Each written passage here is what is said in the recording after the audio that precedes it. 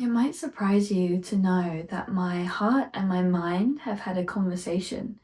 Yes, they've literally spoken to one another and discovered some real deep truths and helped me evolve in my life. And I want to explain this to you. I want to give you the details of how this has been and what you can expect to experience if you was to try this yourself. This might be a new concept to you of how you can experience and express different parts of you and how they can help us to heal, evolve, and overcome certain dynamics and experiences in our lives. So for me, the most profound thing we can always do is listen to our heart. But how do we know how to listen to the heart when there's so many different voices, so many different stories that we tell ourselves, that maybe our external reality is even imprinting on us?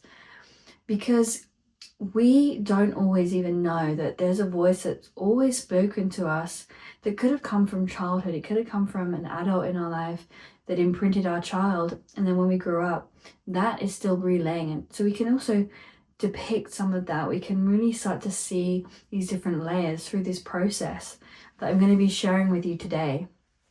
So for me, my process was talking to the mind and talking to the heart. I wanted to see what was really going on with a decision that I couldn't make.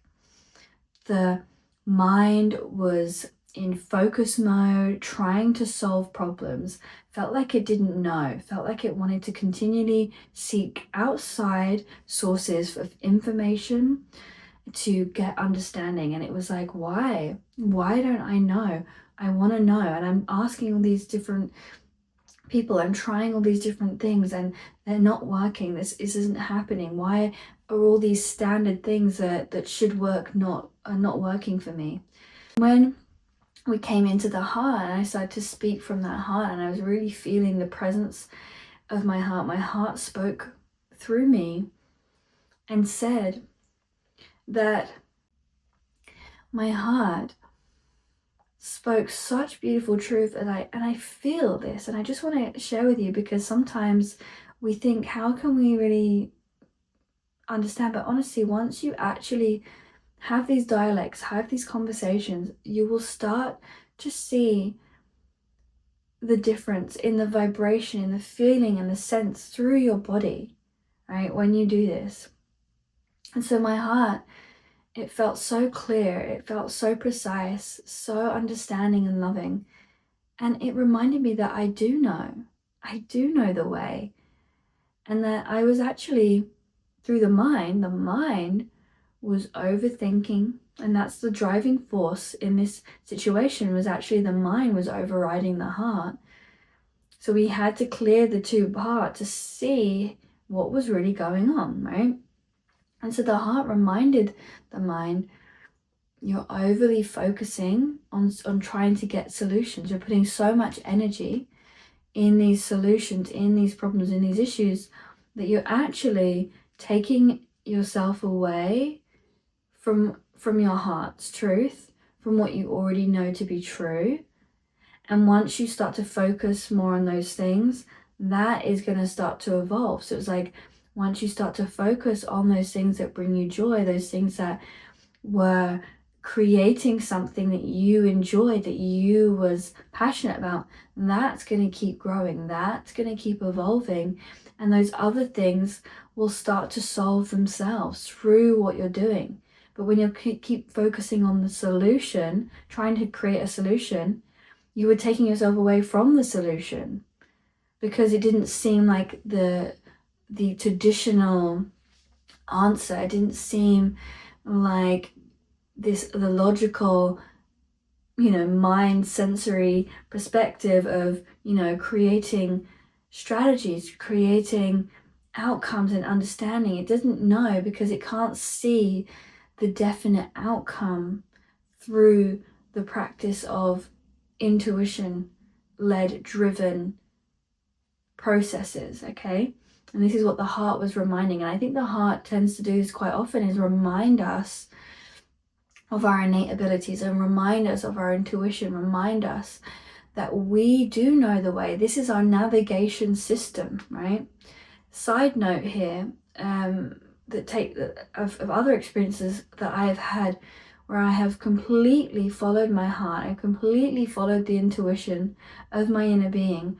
And I'm talking about a scenario, I'll talk about one that's happened multiple times, but this one particular scenario where I was in a more rural area, so my sat nav wasn't really working, and so I just was like, okay, I'm gonna turn it off, and I'm just gonna drive. And I just drove, and I was driving through all these country lanes, and felt crazy, and I was just going, and it felt like this energy pull was just going and taking me. I didn't know where I was going. I didn't even know where I was. I wasn't in an area that I even am familiar with. And suddenly I land up in this little strange kind of cul-de-sac thing in the middle of all these country lanes. Seemed very private, but there was some parking, and I just parked up, and I got out the car, and my soul just was saying, just go, walk through all this land. And I was like, okay, this is really unhinged, but I just kept going. I walked through even all these cow fields, and suddenly I came out to this part, I started walking through these pathways, and I came out to probably where I was trying to get my sat nav. I was trying to put this sat nav on to these stones, these sacred stones. This was in Cornwall, and I ended up there. And I'm telling you this story because, again, it's all about remembering how to come back to the heart. And this is really what this practice does. It's like, we sometimes have to kind of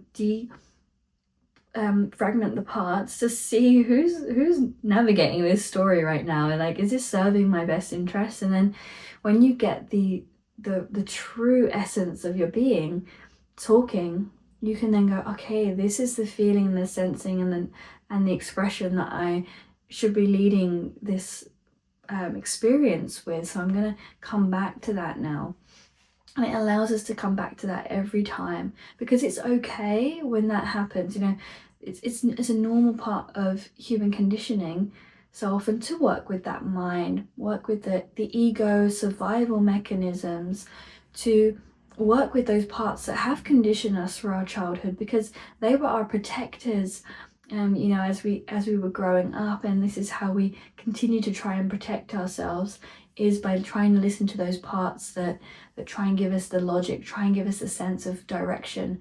And now we're coming into, and this can also happen, of course, these protective parts really start to develop and get stronger because we haven't always been led into the direction of learning how to work with our intuition, learning to work with the heart, this biomagnetic field that actually has a pull, it has an energy, and it can direct us, it can guide us. It gets to feel out into the senses beyond our physicality, and it knows the direction of where we want to go. But we have been conditioned a lot of the time out of that.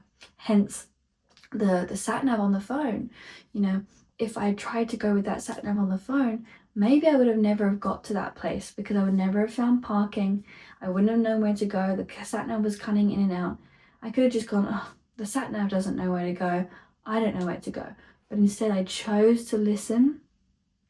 I chose the guidance, and the guidance led me to the destination. I was crying my eyes out when I was walking down this path, and before me was the stones, and they said, here we are, magical mystery tour, you found us, and I was just laughing. And that's another strange concept that maybe for some people to get around, that I do personally have a relationship with spirit, the elements, the energies of things, and I can speak to plants and to stones and things like this. So I started to have this very beautiful experience with these stones, and I think that it gave me more of a opening for that. It was like an initiation for me to follow in. They didn't want to be found just by the sat nav and just to go and see them and meet them and sit with them. They wanted me to go on a journey with them, to meet their energy, and to feel so open and surprised that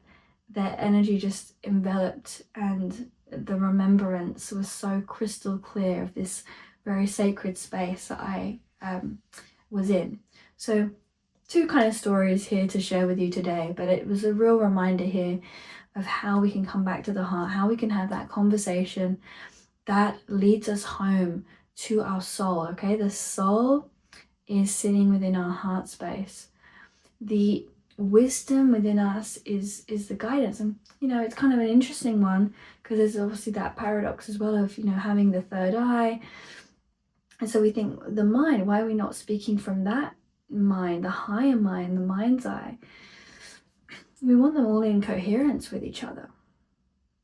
So this is where, again, we can have these conversations with the heart and the mind together, and then that's going to also bring them into that coherence, into the highest expression, because you're going to start to see where the mind or even the heart is operating in its lower form, or maybe it's more we might want to call it the smaller expression of itself. Like, it could be more expanded, it could be more open. And I think about expansion, think about if we're just operating from this body, or the different energy levels and bodies of ourselves, how much can we expand out to receive that information from within ourselves, from within our expanded self, right? Rather than just that finite self, right? So with that I also want to include, of course, sometimes we can have these conversations and the heart comes through with wounding, can come through with feeling like it's been bruised, it's been battered, it doesn't want to show itself. I've had moments like that where my heart's telling me it's feeling caged, it's feeling locked away, it's feeling parts of itself are a bit broken, and I have to speak to that, and I have to feel that and sense that, and look at how I need to start operating in my life to be more coherent with it and allow it to open, to feel soft, to feel safer. What do I need to do? What needs to shift in my reality for that to happen? These are the questions that we can have with different parts of our body. Okay, it doesn't just stop and end and begin and all the rest of it within the heart. It's all parts of ourselves that we get to experience.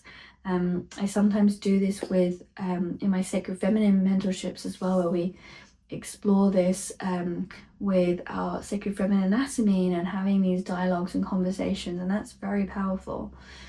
So if you want to explore and experience this kind of power, this kind of magic and energy, then you are invited to hit the link below and try the Voice of the Heart guided journey that I have. Is a free journey you can try.